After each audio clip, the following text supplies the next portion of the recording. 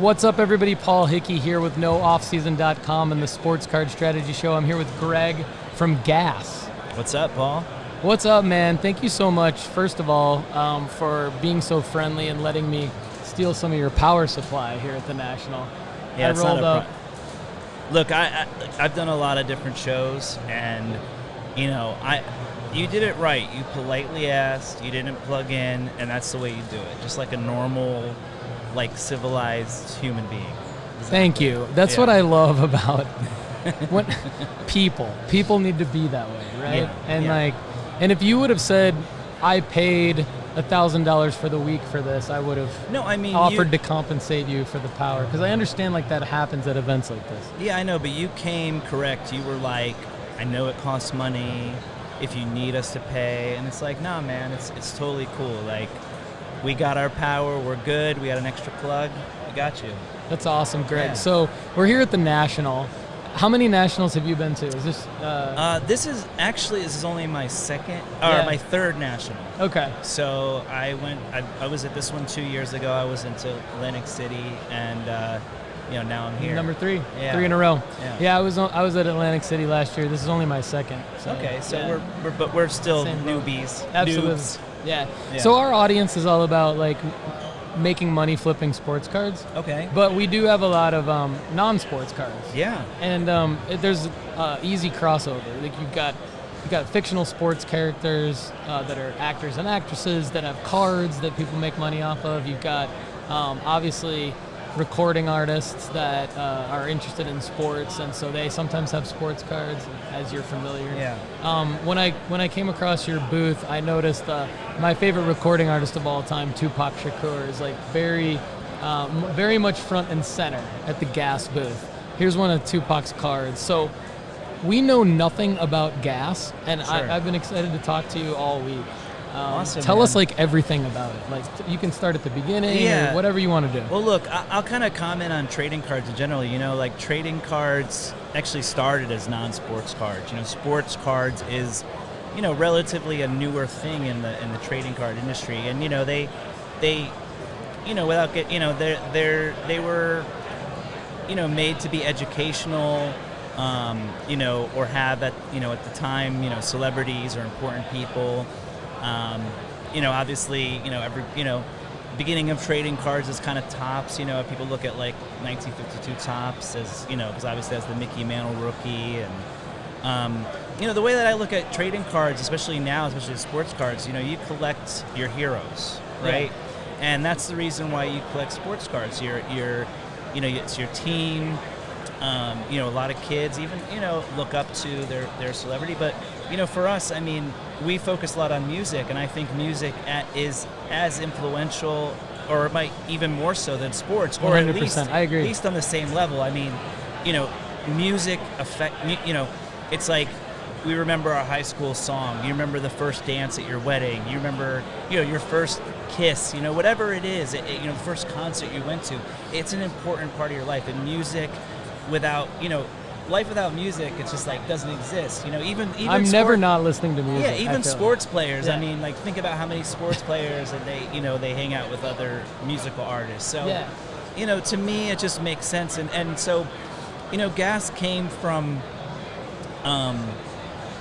So, I've been a collector since I was like a little kid. So like at 5 years old, I was going to flea markets, tag sales, things like that. My mom brought me home one day a pack of the first series of Garbage Pail Kids, 1985. And I opened it up and I loved it. I made her take me and find more. At the time, I guess, I don't know where she found it, but the second series was out. And I was living in Connecticut at the time, and we went to a store. They didn't have any. We went to another store. They only had Series 2. We bought whatever was left. We then went to another store, like a little, kind of like a little, convenience store, right? And then they had a whole box. My mom bought it. She was like, oh, we're going to keep that. Probably like a week later, I opened it. But, Garbage Pail Kids was definitely like my introduction into trading cards. And then, in middle school, I was I think like a lot of us, I'm 44, so a lot of us that are that age remember collecting cards in the 90s, especially like middle school age. I grew up in Orlando, so I loved, I remember Shaq as 92. It's like that was like around the time, so I was always at the local card shop. I was big basketball fan and collector, and then as I got older, I still kind of collected here and there, but I started collecting other things, like a lot of toys, and I mostly became a big toy collector, and then but always buying cards here and there, and then oddly enough in 2016, Garbage Pail Kids is what actually brought me back into the hobby pretty hardcore, because somehow I had seen what Topps was doing. They created this set called Disgrace to the White House. Okay. And the other thing literally every week they were putting out a set of cards, because you remember 2016, like the election was just so crazy. Yeah. There's so much going on, and I also have a clothing brand, and at the time I was experimenting with print on demand, and I hadn't really seen it anywhere else, and I love that they were just however many are ordered, that's how many are made, and I was like, oh, that's really cool. So I started getting back into cards a lot heavier, and then obviously, like most of us during COVID, even got more into it. Yeah, big time. And my partner Simeon, who I started the brand with, we've known each other for a long time. He's a huge card guy, and we just started talking about sort of things that we didn't see. We're like, no one's really kind of doing like non-sports stuff in a really cool way. Yeah. And we had the opportunity. The first card we did was, Elon Musk didn't really have a rookie card. He had a card in I think it's like Topps, not like Trump. It's like a weird like card brand. Okay. And he had some kind of like Garbage Pail Kids. And so we're like, let's make a really cool Elon Musk card. And we partnered up with this platform called Network, which is it's kind of like, I don't know if you've heard of it. It's kind of like a Whatnot. It's an online. Okay. But they're more focused on like a lot of sneakers, streetwear, art, things of that nature. And I sort of pitched the idea. I said, hey, we want to do this card brand. It's more like art cards, custom cards, but it's something that we're interested in doing.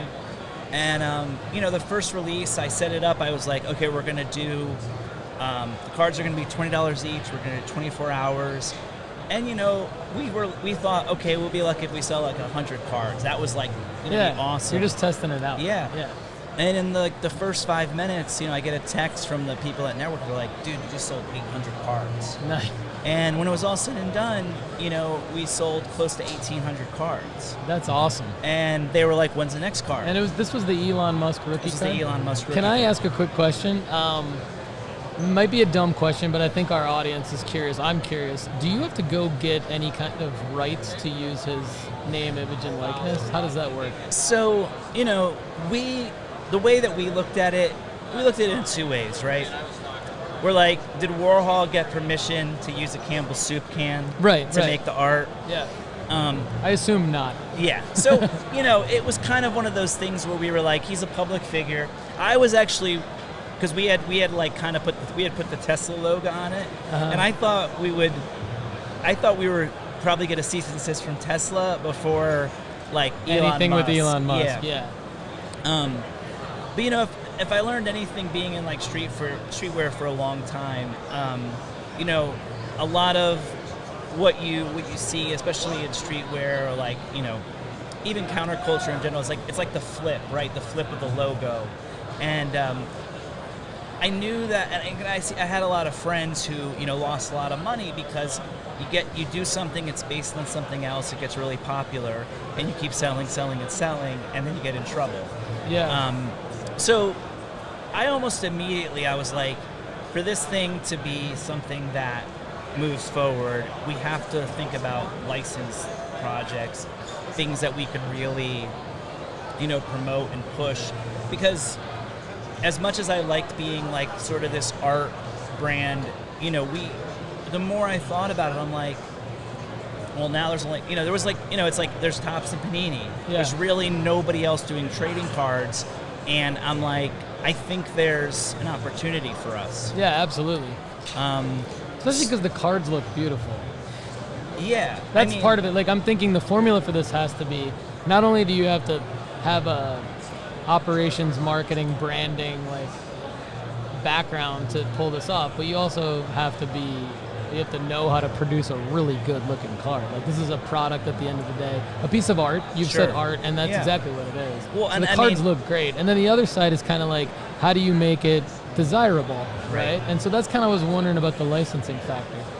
Well, even before, it's funny because, I'm a collector, I'm a flipper, I'm a holder, I'm like, I run all aspects of the collecting market. So I understand it. And I don't really hate on anybody that does something for a certain thing because, you just, at the end of the day, you got to be smart about it. Yeah. You know what I mean? You can't just like go, buy anything, and people have to realize too that the way the modern hobby is set up is it's really set up like a lotto, like a, it's like almost like a sweepstakes. It's like, you're buying a box, rarely ever are people buying boxes anymore to complete a set. You're buying a box for that hit, and that's fine, and that's totally cool, but for me, it's like, it just needs to bring you some kind of happiness, and you might get happiness from,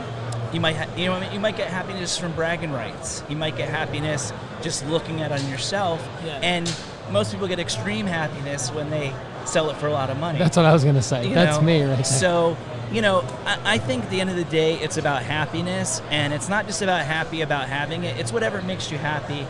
And as long as it's not doing anything that's affecting your life or affecting your family's life or anything like that, you just got to be responsible just like anything else. Oddly enough, early on, and even still now, we had done some inserts for the Elon cards, and when they first started shipping, people were flipping the cards. Some people were paying like $2,000 for a prism. Okay. And it really was like, wow, this is crazy. Again, I think it had a lot to do with what was going on at the time. There was a lot of hype. There was a lot of speculation. People were like, people were kind of like almost wanting to buy anything. When was the Elon launch? It was May 2021. May 2021. So this is like for those of you who are trying to track this, I want to make sure that we all understand it. So this is like a Tops Now or Panini Instant type of, more of like a Tops Now. More of a Tops Now type of business. There's like a limited amount of time where you can go in and buy the print-on-demand cards. Then to create some kind of desirability, there's inserts parallels, things like that. Okay, great, cool. Because like we're from the card market, like we get it. You get it. We not only get what's happened, we get what's going on now, and so you have to have a little bit of both. And but design is important for us, content's important for us. We really want to. As cheesy as it sounds, is like we wanted to make stuff that we would want to collect. Totally. And the third card we did actually was a card with Diplo, the DJ. Okay. I happened to go to college with him for a year in Florida before he was a DJ, and we stayed friends throughout the years. And I called him and I said, "Hey man, I started this card company. Do you want to do a physical card?" And it was funny because at the time NFTs were like up here. Oh yeah. And so I was like, "Dude, it's not an NFT. It's an actual physical card." Yeah. I was like, "Did you ever play any sports when you were a kid?" And he's like, "Oh yeah, I played like basketball. I think my mom has a photo." He found the photo. Nice. Oh, nice. And we made a really sick card awesome. out of it. Dude, if you made a card with Russ, do you know Russ? I don't. Okay, he's a rapper from Atlanta. Okay. And he played basketball in high school. You just made me think of this. Yeah. And I've seen him on Instagram like post like shots from like an old newspaper where like he was in the newspaper. So when you said the Diplo thing, it made me think of that. No, I would be all over the Russ drop. That's my favorite thing. I love the young kid who becomes a celebrity, who becomes like when I saw those Mike Trout Little League cards. Those are amazing. Yeah. Or like the Jeff Bezos, or no, was it Jeff Bezos? Mark Zuckerberg. Uh-huh. Like it's just really funny because we can all kind of relate because growing up in America, like we all played some kind of sport. You know what I mean? Baseball, soccer, Baseball, something. soccer. Yeah, exactly. We all have those like somewhat embarrassing child photos of us. You know. Buck teeth. Yeah. That was me. I was buck teeth. I was a big fat kid, so I had like. Look, I had my soccer photo. Looked like I had another soccer ball under my shirt. Oh man, that's funny. But fast forward. I guess we'll just kind of get to where we are now. Now we're really focusing on music a lot. Yeah. And that's kind of our focus now because there's really no one else doing it in the hobby. I mean, you might see a card here or there. I mean, even with this Tupac. Yeah. Can you show us some of these here, if you don't mind holding them up? For those of you listening on Apple and Spotify, we'll give you a little overview here. These are all Tupac cards. So right? this is the first time we're releasing it. It's 4 different images of Tupac. These are directly from the estate. They've never been on trading cards before. Me Against the World, little Rolling Stone magazine shot, perhaps. What are the other? These are awesome. Yeah, I want these. Yeah, these are great. So this is the set. This is limited to 100 cards. Okay. Has it dropped yet? Yeah, it dropped into the National. This is like the first release. When does it end? I mean, they're almost sold out. There was only 100 sets of these. Where do people go? Like, where do I go to get them right now? I mean, well, right now you can just go around the corner. That's true. I can go around the corner. We also have I'm lucky. We also have a base set that's it's a 900. So for some of these sets, we do like a finite amount. So for the Pac prisms, it's 100. And then there's a base set. It's the same images, just with like not with a prism border, or not on a prism card. But there's a chance to get numbered foils in the base set. So like this morning, there was these 2 guys. Like, I think they bought like 3 or one dude bought like 5 or 6, and he didn't hit anything. And then his friend bought 2, and he hit one of the 1-of-1s. Oh my god! And the backs are nice too, by the way. Yeah. Like the backs have like nice stats, bio. I mean, design. And look, I don't like to give, financial advice or tell people what they collect or what things are going to be worth, but we do. But okay, so I'll say this, look, Tupac has never had an official trading card. There was a set, I think there was a Panini HRX where they did a Big E card and a Pac card. Horrible design. Okay. I don't care if Panini's listening. I don't know who designed them. They were horrible. They're not, and I don't even know the context of it. I think they were maybe given away at the National years ago. But this is the first card authorized by the estate. Okay. I mean, this is important. I mean, I don't know. I think the thing right now, and it's I like it. I think people are sleeping on us just because they don't really understand what's going on. But like, this is something. I mean, Tupac, like you said, he's your favorite artist. I mean, he's super influential, and we always kind of pitched it like this person deserves a rookie card, or this person deserves a nice set. You know what I mean? I mean, to my knowledge, you just named like a card, but like to my knowledge, like I've never seen a Tupac card. No. Not only have I never seen a Tupac card, I've definitely never seen one that I would buy until now. Well, and that's why I wanted to talk to you. Like literally, you picked these cards without knowing that I love Tupac. Oh yeah, no, I didn't. And that was like one of the reasons why I wanted to talk to you, because of like I saw his cards in there. I saw his photo in your booth. Yeah. So I mean, to me, it just means like you've done a great job of picking personalities to make cards out of, icons, really, to make cards out of that are relevant. That you must believe that he's gonna stay relevant like forever. Oh, 100%. I mean, Tupac is, he's up there. He's one of the most influential hip hop artists, and maybe artists, in our generation. He's just one of a few artists that's just like gone too soon. You know what's interesting too about him is I've been a fan since I was like in middle school of Tupac, and like what's interesting to me now is that his real story is just starting to be told about, like in some there's the Hulu series on him was amazing, and to see his true story actually like now being told, like he was so ahead of his time. Yeah, no, completely. And I think that's why someone like him, and especially someone who's, is gone before, before their prime or, at their prime, it leaves an everlasting impression on somebody because all you can really know of that person is everything about them until that point. Yeah. And it's true. but it's also amazing because as humans, we're not guaranteed tomorrow. We never know when our end's going to come. So I think the point is you should always be living your life trying to do, be your best that you're going to be, whether it's through your art or through your podcast or through whatever you do. Passion is something, and that's one thing I love about the hobby and collectors is, we're passionate.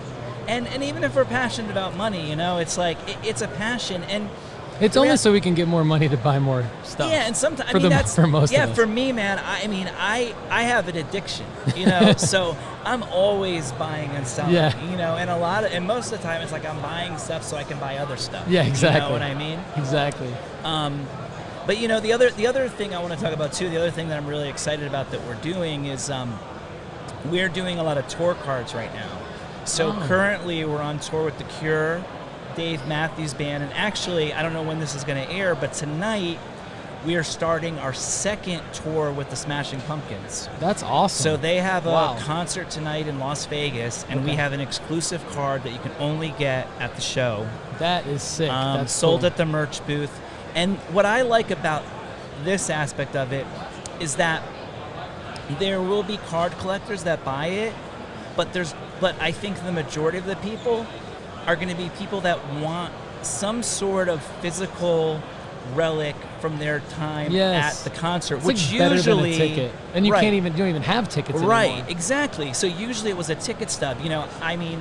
Just the other day I had found some old shoebox of mine, and I found a Modest Mouse ticket and I think a Fugazi ticket or something. Cool. And I was like, oh man, I remember that was really cool. And and that's sort of what I'm imagining now is there's going to be people that are going to collect the cards, and there are going to be people that are going to just put it somewhere, and it's going to come up, and it's going to bring back great memories. It might be their first date, it might be their first time seeing their favorite band, and and I love the fact that it's a trading card. And I love the fact so much better than a ticket, in my opinion. Oh, it's so well, not even that, but like I said, there aren't tickets anymore. No. There are no collectibles from the concert anymore. So the fact that you guys are doing this, I think it's big. I think that's... Yeah, I think it's really big. This is something...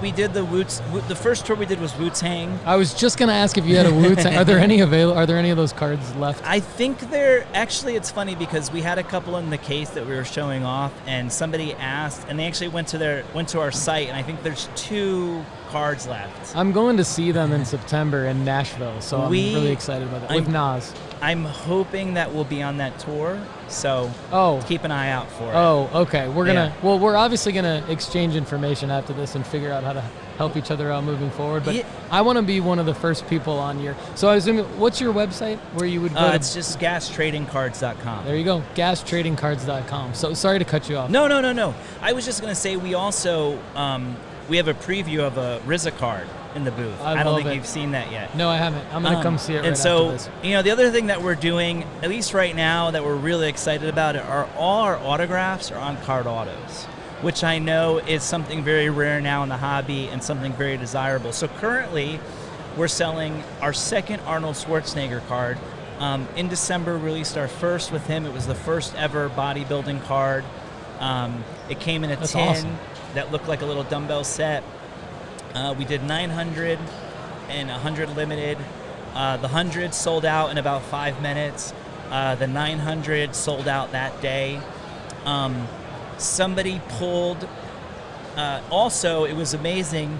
We had asked Arnold to make a post on his Instagram. Not only did he make a post on his Instagram, he made a post signing a card. And not only did he sign a card, he signed the 1-of-1 card. So somebody pulled that.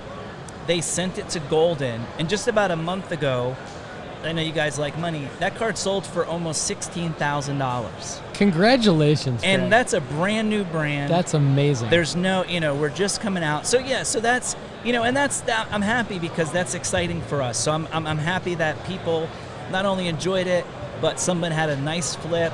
We were only selling the set for $50, so that was a total win. $50. He happened to get the 1 of 1 auto, and so right now we have another Arnold card as the Governor. Same idea, on-card autos. We also have Ice-T. Yep, I saw Ice-T. On-card autos. And we actually also have a TLC card. Oh, nice. So if you're a TLC fan, obviously no left eye. No left eye, but, unfortunately. There are on-card autos. So that's so cool. So, okay, tell me more about the RZA auto. You have a RZA auto? We have a RZA card? auto. We were hoping to have it by the National, but it didn't really work out. So that will be coming soon. You just have to follow us on Instagram. You just have to know when the drop is, and you have to go buy on the website. Yeah, just follow us on Instagram, follow us on Twitter. We give people, a heads up. This is going to be a hip-hop card strategy show. Yeah. That's Lefty's listening in right now, and I don't know if he's a big hip-hop guy, but he's listening in. We don't have a mic for him, unfortunately, but hip-hop card strategy show. PaulHickey.NoOffSeason.com. Get me on the country music strategy show, and I'm in. Country music strategy show. That could be actually like... Yeah, look... country fan base, that would work. Well, look, like I said, I want to... Not only do I want to excite the hobby, I want to excite people that are going to the shows that want to bring something back with them that's, obviously T-shirts, obviously hats, but also, sometimes they'll have prints or posters. It's impractical a lot of times. I have flat files with like tons of prints and posters and things I collected over the years, and there's nothing you could do with them because all of a sudden you wall space, it's hard right? to store. But cards, not that hard to store. Not that hard to store. Not that hard to hide from your wife. Exactly. And our guy Chad over here, our other co-host Chad, has over 1 million cards. So he's doing a good job hiding them from his wife, or at least keeping them out of her way. Yeah. Well, see, and your customers appreciate this. Like with my wife, as long as I continue to have a couple wins here and there, she's happy. Yeah. Same here. Same here. Yeah. Hey, babe, I just sold this card for. Oh, okay. Exactly. Yeah. Like my wife's very supportive, and yeah, exactly. Lefty's like, and keep doing it. Yeah. Exactly. Exactly. So our wives are very supportive, but like. My wife will be like, that's great. And then the first 2 years I was doing it, she'd be like, but what did you pay for it? And now she doesn't even ask that. I'll just be like, I profited X amount, right. Blah, blah, blah. It's like, really about, well, and that's something that's interesting. And that's one thing I like about the hobby now because, there's a lot higher priced items. But that's, that's business in general. You have to spend money to make money. And, it's until you actually do it, it's really scary. Yes. But once you have your first big sale, it's like, okay, now I want, and the only thing you're thinking about is like, I want to sell, I want to make more. Yeah. You know what I mean? What I want worked? to even do it. What about that? Can I repeat? Yeah, exactly. And then like, what about the losses? Do I need to kind of weed out? And that's the only way you survive in any kind of industry is you need to learn from your mistakes. I mean, dude, I buy and sell shit all the time, and I still make mistakes. I still a little impulsive. But it's okay, as long, and I will tell this to people, and I don't know if you tell, but like, trust your gut. Yeah. It's honestly, the best thing about a show like this is go see what people are selling in real life. Yeah. Get off the apps, get off eBay, get off this platform and that platform, and see what stuff's going for because, so much of this is manipulated, right? Yeah. And so much of it is like this player, this set, this. This is all that's good. But there's so many ways to make money in any hobby, especially this hobby. If that's what you're trying to do, you need to find your niche. Yeah. You don't need to necessarily do what everybody else is doing.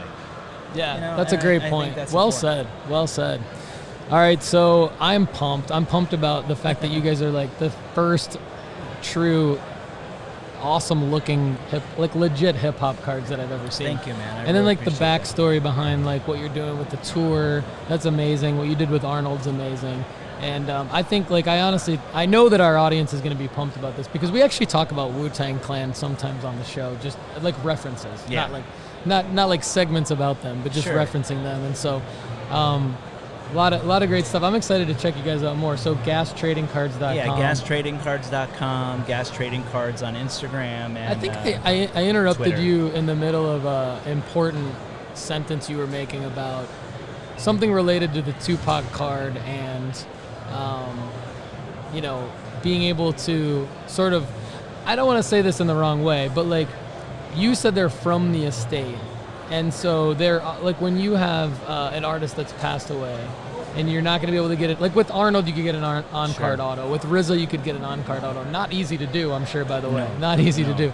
But you can do it. It's possible. When someone's passed away, obviously like Tupac, Biggie, you're not able to do that. So I look at the Tupac cards and I think I'm such a big fan. And I would, if there's anyone I would PC, and I think our audience is gonna like fall out of their chairs at this, I would probably PC. I'd say Irvin Magic Johnson or Tupac would be like the person I would PC.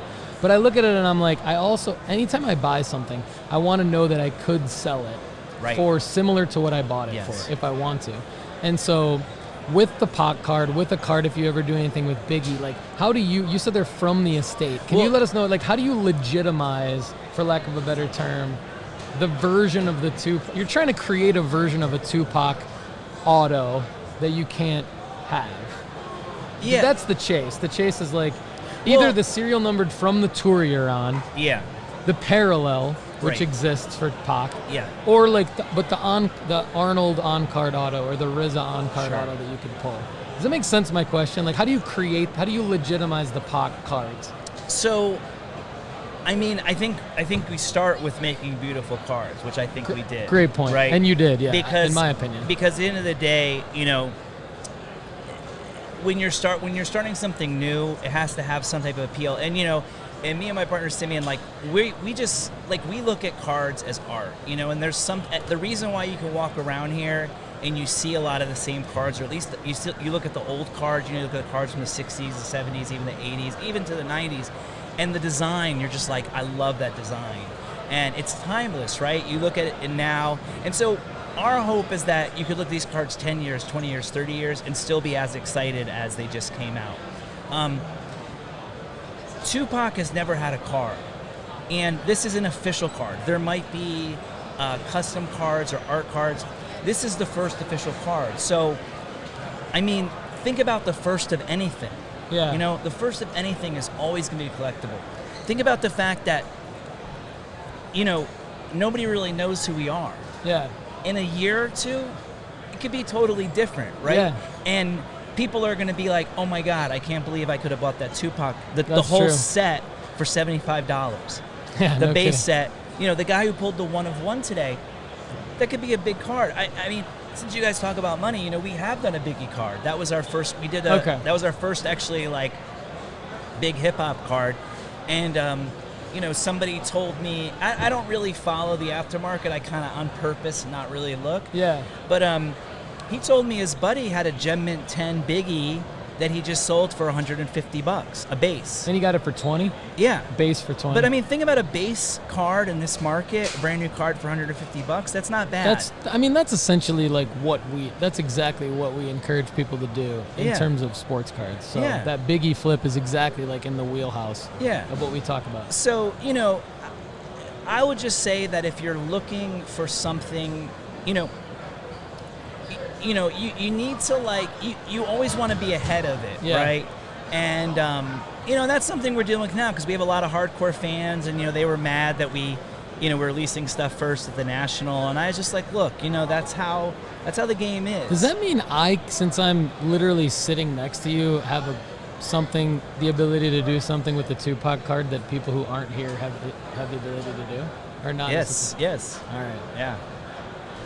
We got to wrap this up. I have a question for Lefty. Lefty, if you could ask Greg to make any card that, maybe, this is putting you on the spot, that doesn't exist, or maybe does exist but you don't know it yet. would it be? You mentioned country music, so Jelly Roll. I will. I'll let you speak first. Wow, way to put me on the spot with an absolutely random question. My brain first goes to sports cars, which I know there already are. How about this, man? We would love to do an Eminem card, and we've been trying. That'd be pretty sick. And that is something that I would love to do. That'd be pretty sick. Yeah. stealing the mic back from Lefty. I'm in for the Eminem card. I don't care what Lefty has to say. He's going to say Jackson Holiday, who already has card.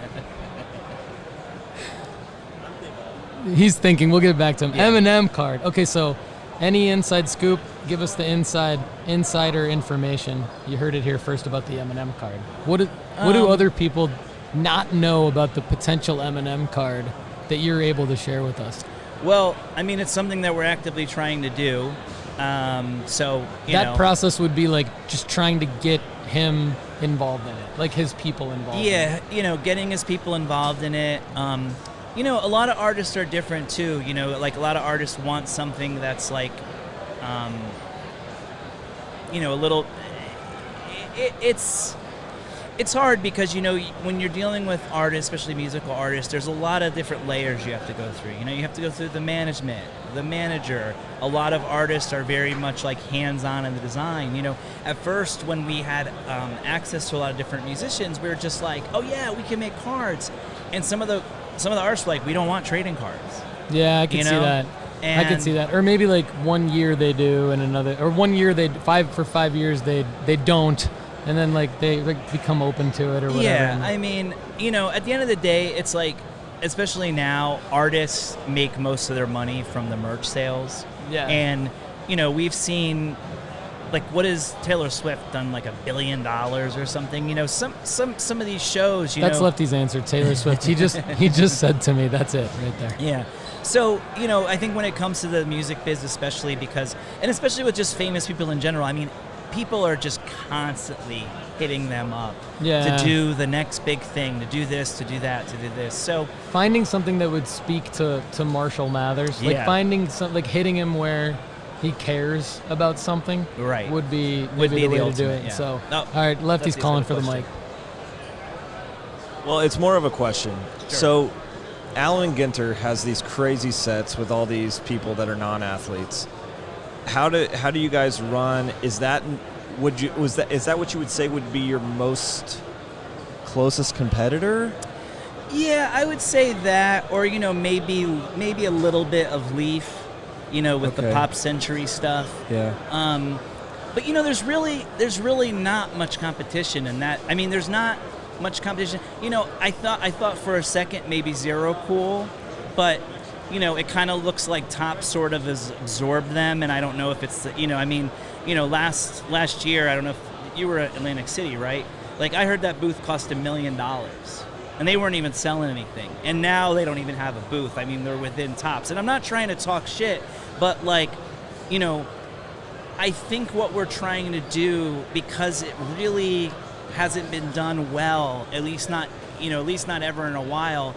We have the ability that a lot of the bigger brands don't have, because we can get stuff done quicker. We have different relationships, and our model. When we first started, everyone was like, "When are you doing packs? When are you doing packs? When are you doing packs?" But if you even know about an iota about the industry, I mean, it's really hard to sell a packed product that's not sports. You know what I mean? It's very difficult, because you're really going into a niche, or you're really just going into this thing where people are looking for very specific cards, and the amount of money that you have to put into that, the lead time, you really have to think do I want to put all time and effort into this just to have something that a breaker can open? When honestly, yeah, cool. When the V-Friend stuff dropped, or the Jackass, you had a couple breakers, but obviously it wasn't as sustainable as it could be, or you would see them having another huge booth and a ton of product. And this industry sports runs this industry, and you have to respect that, and you have to be conscious of that. And I think that I think we'll probably see more competition. And that's fine. I love competition. I think it's awesome. I just know that, we're going to continue to make quality product. We're going to continue to put out really cool collaborations. I don't know, maybe it's a year, 2 years. I know we will do packed product. We will have boxes. We will do that. It's just, we're taking it the right stride, and we're just trying to do it at our pace and what we think is. And to me, right now, the music thing is with the concerts and that type of stuff. That's the most important thing for me right now. So I did think of one, and Okay. it's not at all where I was going originally with my thought process. But you and I are fairly yadded. We got some ink. What if you had famous tattoo artists, and then one of one or whatever their most famous work or like their favorite stuff or anything like that? Because I think that's obviously, I've never seen anything like that, and tattoos are pretty popular these days.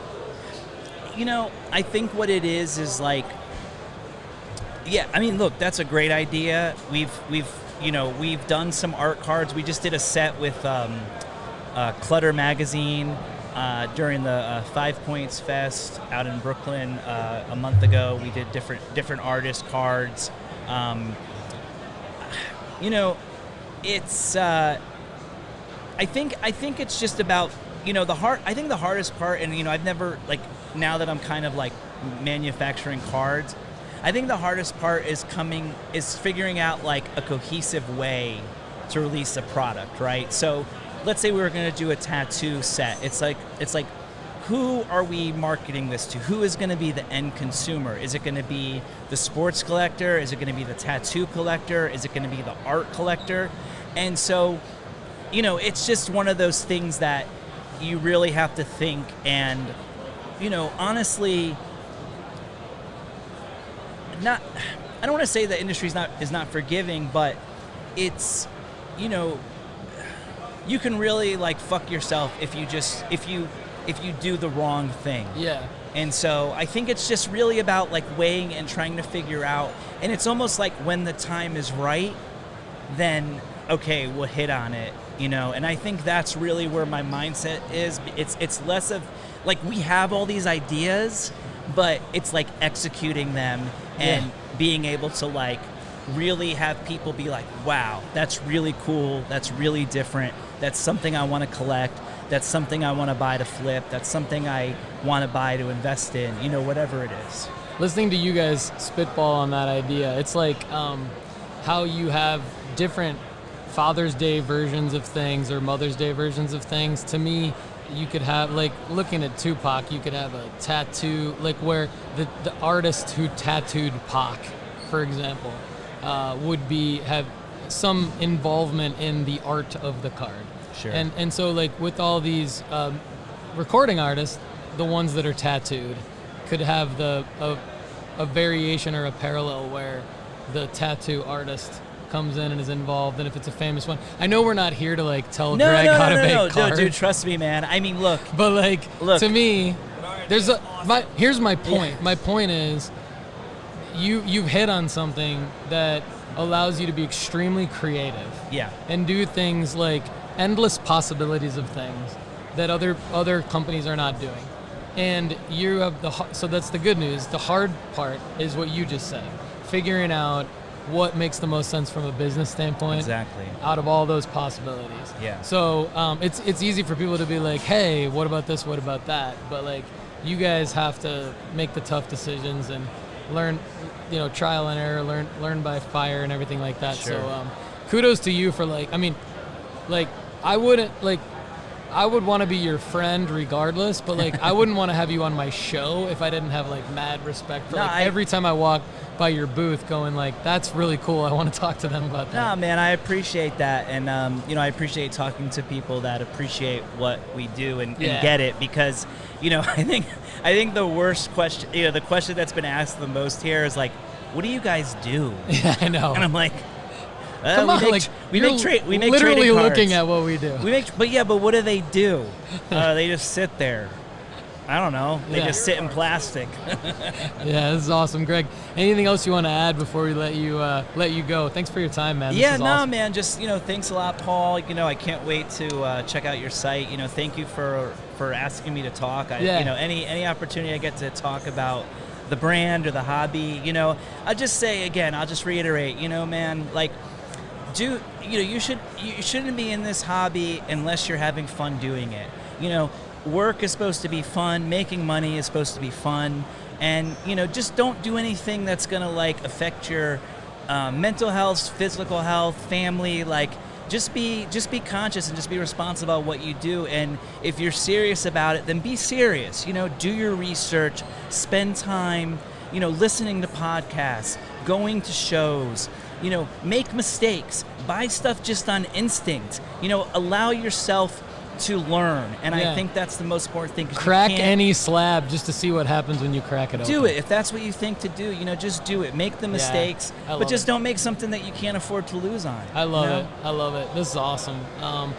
GasTradingCards.com. GasTradingCards.com. Check it out, everybody. I'm really excited to hear what all of you think about GasTradingCards.com. I think it's outstanding, and would love to hear your thoughts. So everybody, thanks so much for watching and listening to this special edition of the Sports Card Strategy Show from the National with Greg from GasTradingCards.com. Gas as the brand.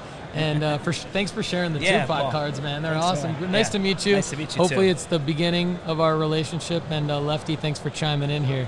You're the man. All Thanks, right. everybody. Have a good one. Thank you.